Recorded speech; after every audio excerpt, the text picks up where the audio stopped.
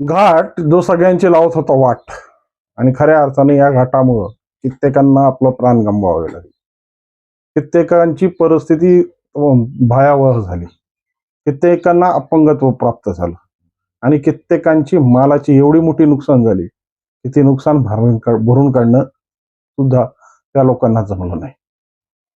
अशा परिस्थितीत असलेला घाट कित्येक वर्षापासून हा उपेक्षित होता.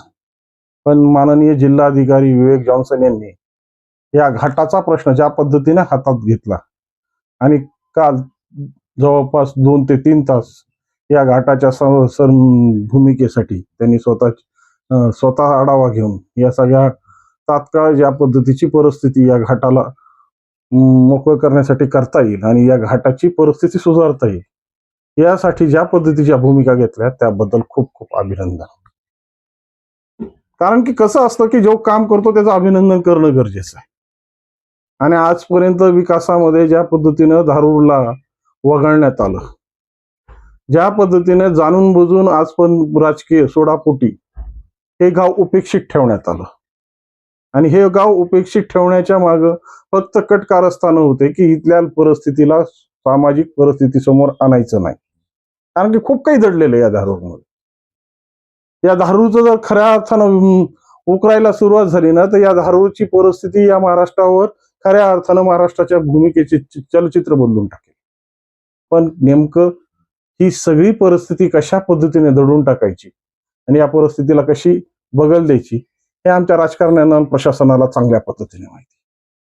पण ह्याला सगळ्याला फाटा मारत काल म्हणजे परवा दिवशी ज्या पद्धतीने जिल्हाधिकाऱ्यांनी जो निर्णय घेतला आणि या निर्णयामध्ये खऱ्या अर्थानं आतापर्यंत ज्या पद्धतीची वाताहत ज्या या धारूरकरांची किंवा या रस्त्याने जाणाऱ्या येणाऱ्यांची होत होती, आता खऱ्या अर्थानं त्यांचा श्वास मोकळा झाला आहे. मित्रांनो, कोणत्याही गोष्टीचा खऱ्या अर्थानं विकास कधी होतो तर त्या विकासाच्या कोंड्या जेव्हा खऱ्या अर्थाने मोकळ्या केल्या जातात. आणि तसं बघितलं तर हा धारूर हा एक महाराष्ट्रातलं नव्हे तर पूर्ण भारताचं एक केंद्रस्थान आहे. नकाशातल्या कोणत्याही बाजूने कन्याकुमारी पासून ते काश्मीर पासून ते कन्याकुमारी पर्यंत कुठेही जर तुम्ही ह्याचं जर खऱ्या अर्थानं मूल्यमापन केलं तर ह्याचं सगळ्यात मध्यभाग म्हणून धारूर हे शहर सापडतं. आणि त्यामुळं इतिहासामध्ये जे आजपर्यंत म्हणजे जे आपल्याला जेव्हा सातवाहन काळ, चालुक्य काळ, वाकाटक काळ, निजामशाही, आदिलशाही, ज्या सगळ्या शाह्या वगैरे पाहायला मिळतात, या सगळ्यांनी आपली जी रसद आहे, आपली जी मालमत्ता आहे, आपली धन आहे, या धारूरच्या किल्ल्यात सुरक्षित ठेवली. काळानुरूप याच्यात बदल होत गेले, परंतु सगळ्यात सुरक्षित आणि सगळ्यात चांगला भाग म्हणून या धारूरला त्यावेळेसच्या राज्यकर्त्यांनी पाहिलं होतं. पण जसं स्वातंत्र्य मिळालं आणि निजामाच्या तावडीतून हे धारूर शहर मुक्त झालं, तशी आम्हाला राजकीय उपेक्षा आमच्या नशिबाला येऊ लागली. आणि या राजकीय उपेक्षेचा परिणाम काय झाला तर या राजकीय उपेक्षेचा परिणाम हा झाला की ही जी सोन्याची असणारी बाजारपेठ आज नामोशेष राहिली. खव्याचं वाढतं उत्पादन आज पूर्णपणे संपून गेलंय. सीताफळाच्या माध्यमातून सगळ्या भारताला भुरळ घालणारं शहर आज फक्त नाममात्र राहिलंय.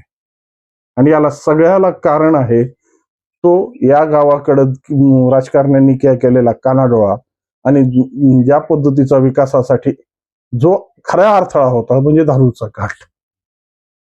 हा घाट कित्येक वर्षापासून म्हणजे आम्ही लहानपणापासून पाहतो, दर महिन्याला कमीत कमी 2-3 बातम्या तरी कानावर पडायच्या की ही असा मोठा ऍक्सिडेंट झाला आणि त्याच्यात 10 जण गेले, त्याच्यात 5 जण गेले, त्याच्यात 4 जण गेले, त्याच्यात 2 जण गेले. म्हणजे प्रत्येक बातम्यांमध्ये म्हणजे महिन्यातून कमीत कमी हा घाट पुन्हा कसल्या ना कसल्या पद्धतीचं अपघाताचं एक केंद्र बनला होता. आणि हे फक्त सर्वसामान्यांसाठी नाही. एकदा प्रतापराव जाधव जे त्यावेळेस मेकर विधानसभाचे आमदार होते, त्यांची गाडी सुद्धा या घाटामध्ये चांगल्या पद्धतीनं एसटी महामंडळाने कोचली होती. कारण की रस्ते अरुंद, एकमेकाला लवकर दिसत नाही आणि माननीय आमदार साहेबांची गाडी खालून येत होती आणि वरून एसटी महामंडळाची गाडी जात होती. एसटी महामंडळाने ही गाडी ठोकली, तरीही प्रशासनाला या गोष्टीची जाग आलेली नाही. मग धारूरच्या काही कर्त्या युवकांनी ज्यांनी हा विषय खऱ्या अर्थानं सामाजिक परिस्थितीसाठी आणि आमच्या विकासासाठी गरजेचा समजला. त्यामुळे त्या युवकांनी या गोष्टीवर उठाव घेतला आणि जनता दरबार ज्या दिवशी भरणार होता त्या दिवशीच माननीय कलेक्टर साहेबांना घाटातच या सगळ्या गोष्टीचा आढावा दिला. परिस्थिती त्या दिवशी एक मोठा अपघात झालेला होता. ती परिस्थिती भयावह होती.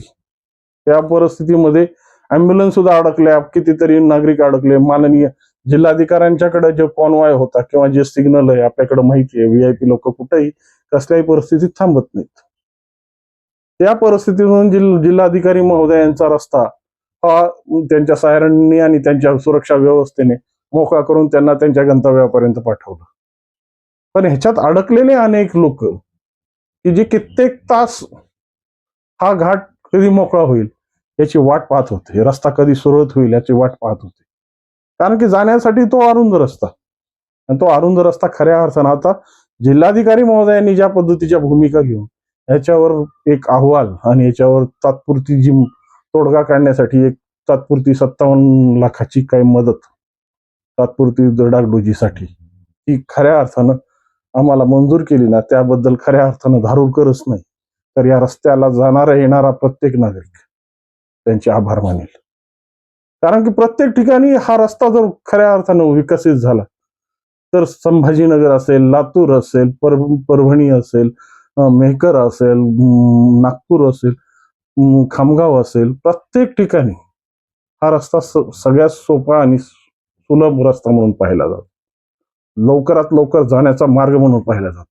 म्हणजे थोडक्यात तुमच्या भाषेत शॉर्टकट. आणि हे सगळं शॉर्टकट असताना सुद्धा हा रस्ता धड नव्हता, नीट नव्हता, आणि इथं जाणं म्हणजे आपल्या प्राणाची आहुती देणं अशीच भूमिका लोकांच्या मनात निर्माण झाली होती. त्यामुळे या रस्त्याला नेहमी लोक आता बगल देत होते.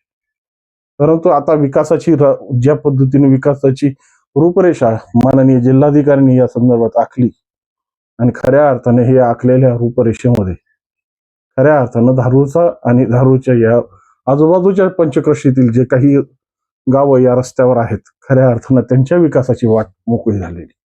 कारण की अनेक प्रकारची उत्पादनं या आजूबाजूला होतात. अनेक प्रकारची दुर्मिळ अशी काही वस्तू ज्या औषधे आहेत, दुर्मिळ अशी काही भाजीपाला आहे की जे नामशेष होत चाललेला आहे, तो लोकांपर्यंत पोहोचेल, त्यालाही विकास कुठेतरी विकासाची चालना मिळेल, त्याचाही प्रश्न जो कोंडीत अडकलाय त्याचाही मोकळा श्वास होईल.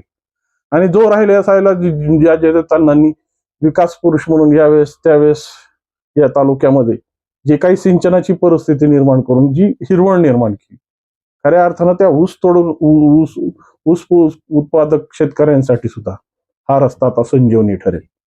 कारण की प्रत्येक वेळेस ऊसाच्या गाड्या आल्या की या घाटात पलटी व्हायच्या. नेमकं घाट अरुंद असल्यामुळं लवकर वाहतूक करायला अवघड जायचं. पण आता जर हा घाट विस्तीर्ण झाला, व्यवस्थित झाला, तर खऱ्या अर्थानं या विकासाचा रथ खऱ्या अर्थाने धावेल.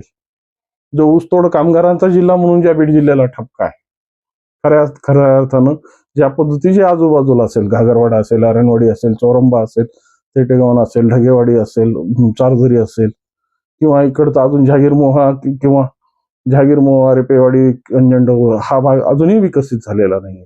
पण जो खालचा भाग सिंचनाच्या संदर्भातून जो मोठ्या प्रमाणात विकसित झालाय आणि तिथं लाखो टन ऊस जो उत्पादित होतो, खऱ्या अर्थानं त्याला एक मोकळी वाट मिळेल. ही वाट खऱ्या अर्थानं सामाजिक परिस्थितीला खऱ्या लावलेली अग्निपंख आहेत, विकास पंख आहेत. पण या विकास पंखांना ज्या सूड बुद्धींनी, या सूड हेतूने या राजकारण्यांनी अडवून ठेवलं होतं, त्या अडवून ठेवलेल्याला खरी परिस्थिती आणि खरा जो समाचार घेऊन माननीय जिल्हाधिकाऱ्यांनी ज्या परिस्थिती आम्हाला उपलब्ध करून दिल्या, त्यांचं खरंच पुन्हा पुन्हा एक अभिनंदन आणि आभार. कारण की तुम्ही हा घाट मोकळा केला नाही, तर हा धारूरच्या जनतेचा श्वास मोकळा केलाय. इथल्या नवीन कर्तबगार तरुणांसाठी नवीन चालना दिली, आणि खऱ्या अर्थाने हीच चालना आम्हाला सगळ्यांकडून अपेक्षित होती. जे आमचं प्रतिनिधित्व करतात त्यांच्याकडून अपेक्षित होती. पण म्हणतात ना, त्यासाठी नाळ जोडली पाहिजे. आमचे प्रतिनिधित्व करणारे लोक फक्त धारूरचा वापर फक्त मतदानासाठी करतात, आपल्या स्वतःची पोळी भाजण्यासाठी करतात. स्वतःच्या मतलबासाठी कशा पद्धतीने ठेणग्या टाकून आपल्या आपल्या पद्धतीची आपली पोळी कशी शेकता येईल यासाठी करतात. पण माननीय जिल्हाधिकारी महोदय यांच्या अकला तुम्ही जाग्यावर आणल्या आणि खऱ्या अर्थानं जो उपेक्षित घाट, जो उपेक्षित रस्ता गडकरी साहेबांनी एकेकाळी मोकळा करून दिला होता, त्याला आज खऱ्या अर्थानं तुम्ही सुटकेचा श्वास देऊन त्याची जी विकासाची जी रूपरेषा आहे आणि जो विकासाचा जो संकल्प तुम्ही बांधला त्याबद्दल पुन्हा खूप खूप आभार. नमस्कार.